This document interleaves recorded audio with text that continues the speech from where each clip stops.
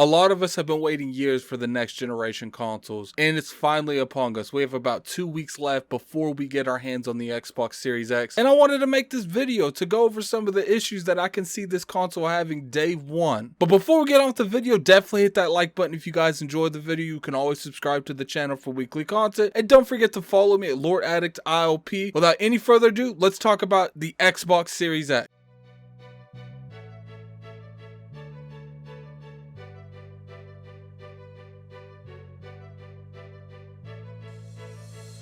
What's going on, you guys? Gaming Addict here, coming at you for another video. Today we're going to be talking about the Xbox Series X in terms of launch, what the issues I can see this console coming across, and why it might not do the greatest, but still do numbers, but not what it could have potentially have done if things were done a little bit better. Now, the Xbox Series X comes out November the 10th of 2020, and there's a lot of hype going into this brand. I myself am hyped. I'm going to go out there day one and pick that up. Going to have to sit in that line for a few hours, but hopefully at the end of that day I will come home with the console. And that's literally the first thing that I can see this console having issues with, is the fact that there doesn't seem to be a lot of stock. And what I mean by stock is when I went to GameStop, they only had 6 for reserve on the Xbox Series X. I don't know what it was with the Xbox One or even the Xbox One X, but I do know it was a lot higher than 6. So my point is I feel like because of this virus, this pandemic, that maybe Microsoft couldn't manufacture as many units as they would have liked. Now, I do know with the PlayStation, it's around the same thing with the PlayStation, but for some reason, I feel like there's a lot more going on out there, and there's a lot more pre-order available for the PlayStation 5 than the Xbox Series X, and I think that might be an issue. I think that you're going to see a point where people are going to go to a store, and there's not going to be any Xbox Series X's there, and I can see it being like that the entire holiday, and maybe some of the beginning of next year. Now, I have no insight to this. I could be completely wrong. I'm just going off what I see and what I try to call these GameStops. I myself try to pre-order this thing and I could not find one. I went to the GameStop in my area and they had 6 Xbox Series X's like I mentioned, and they had like 2 Xbox Series S's. And to me, I feel like those are very low numbers considering it's the launch of their next gen hardware. Another issue that I can see the Xbox Series X having is the lack of titles that take advantage of that hardware that's on backwards compatibility list.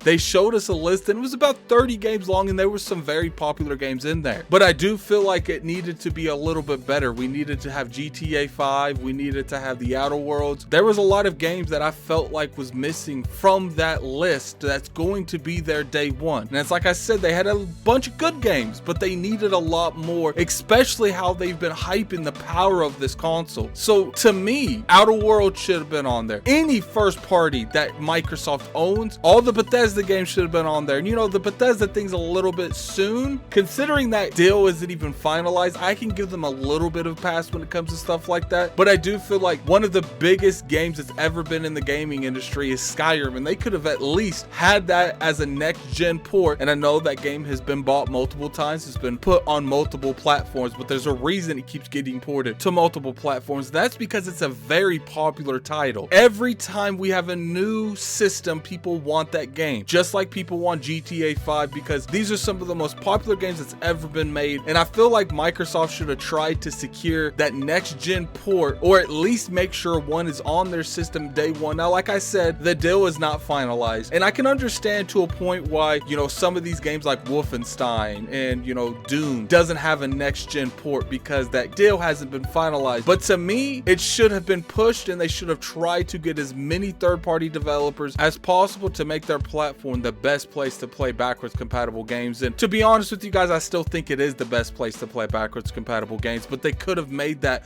more clear, more apparent. They could have showed us more when it came to stuff like that, because a lot of the advantages I'm seeing from the console, from the Xbox Series X, is the SSD, and I don't really consider that part of the console. That's just a hardware upgrade that would have naturally happened anyway. But I do see them fixing this throughout the next 6 months. We're going to see a lot more games be optimized optimized for the Xbox Series X that's in that backwards compatible log.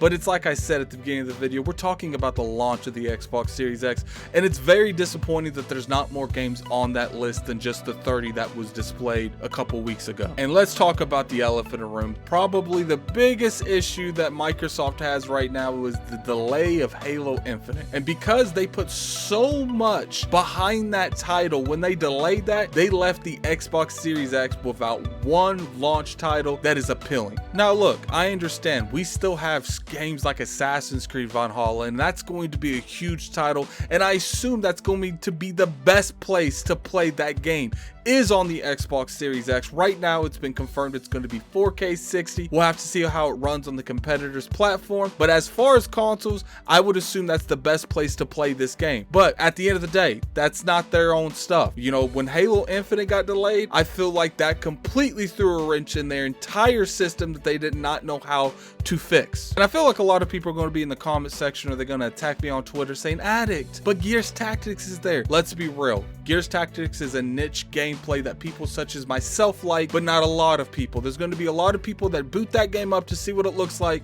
and they're going to dashboard that shit straight up because they don't want to play that game. And I understand it's not for everyone, but it's not a game that you launch a platform with. There should have been something major that have been done besides Halo. Microsoft, stop relying on entirely Halo, and I don't think that's going to be an issue going forward because they own all the Bethesda studios, so they're going to be able to rely on those and not as much on Halo. And me personally, as a gamer, I see Elder Scrolls Skyrim as Microsoft's biggest brand now and not Halo, and that's just because I love Halo, but man, I've always had such a close connection.